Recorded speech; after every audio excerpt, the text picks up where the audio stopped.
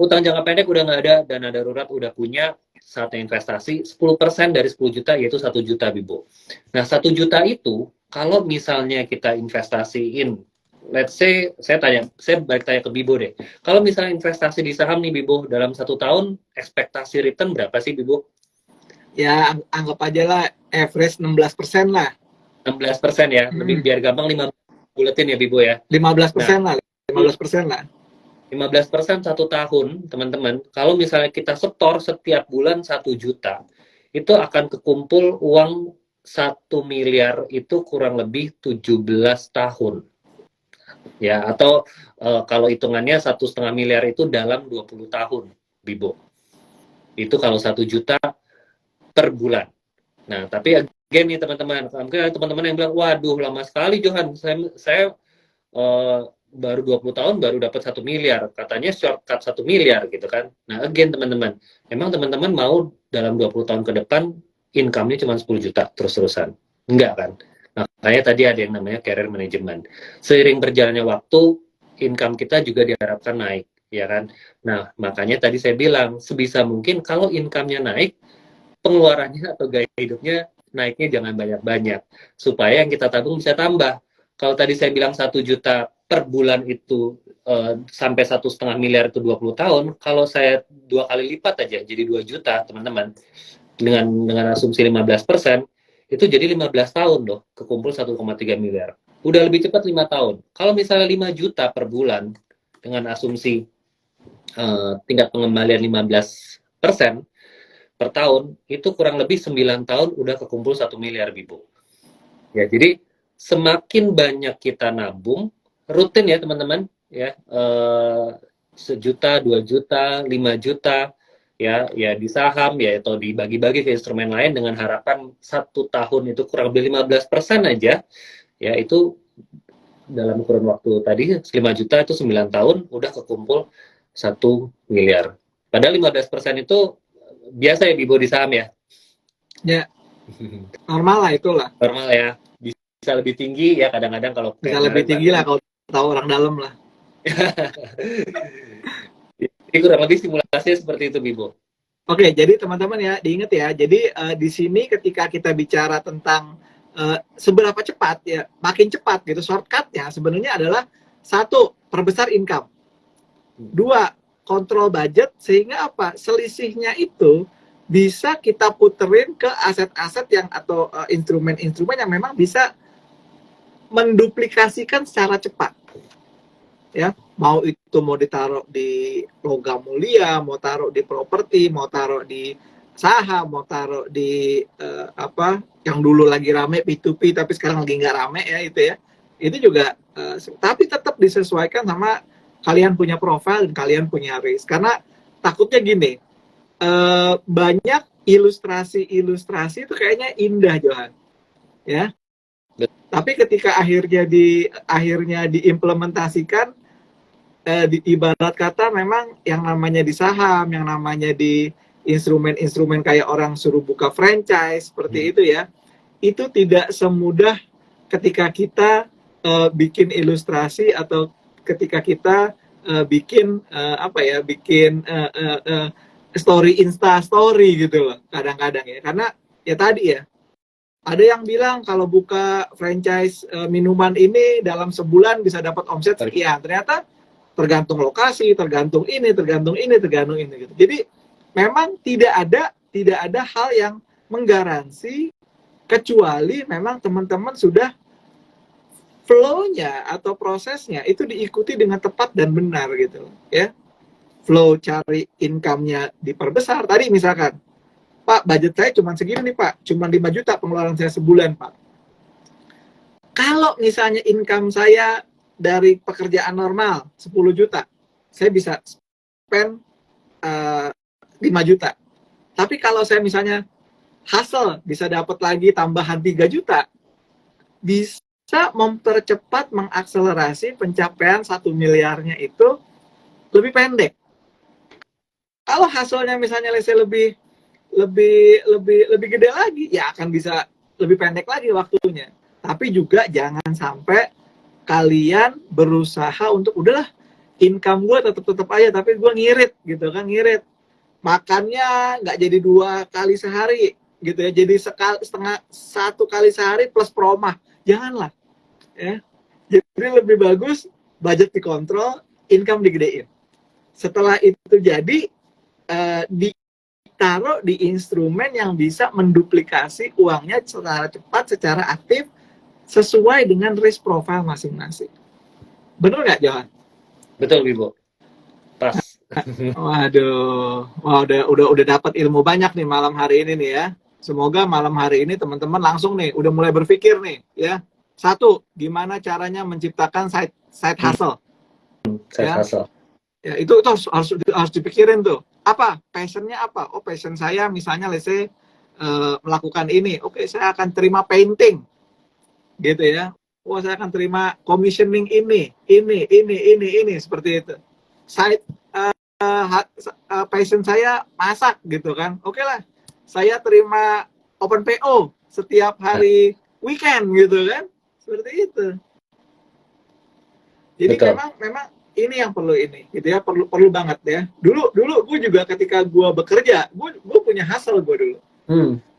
Apa tuh? Dulu zaman gue masih kerja, hustle gue nge-MC.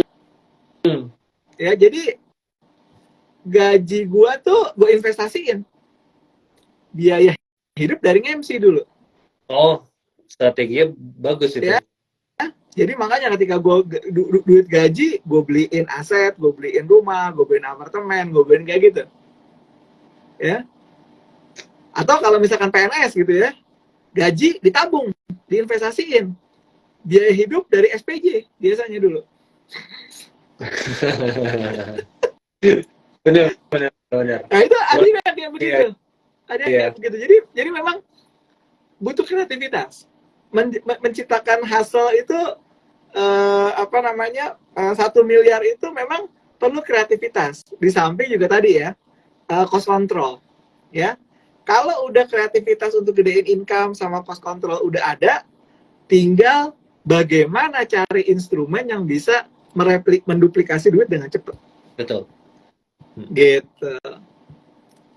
Ini banyak banget komentar-komentar bagus-bagus nih, katanya gini ya. Memang mau nggak mau kalau mau cepet itu ya tadi ya harus income gede, income yang diperbesar, gaya hidupnya di per tone down ya, itu pasti akan cepat. Tapi kalau income-nya stabil, kemudian gaya hidupnya meningkat, boro-boro 1 miliar ya, paycheck to paycheck hidup bayar ya. Terus ya Om. Ya, belum lagi rumah setiap beberapa hari gitu kan bunyi itu tit PLN-nya, token harus diisi ya. Jadi buat teman-teman ya, nih dari Johan mungkin ada final statement bagaimana caranya supaya cepat dapat 1 miliar. Silakan Johan. Oke, tadi udah semua disebutin Bibo ya teman-teman. Jadi benar banget, kita bisa dapat 1 miliar lewat perencanaan keuangan yang baik ya. Yang pertama income management ya, gimana kita ningkatin value diri kita supaya kita dapat income lebih banyak. Tapi jangan lupa cost management ya, gimana cara kita manage gaya hidup supaya pengeluaran kita terjaga.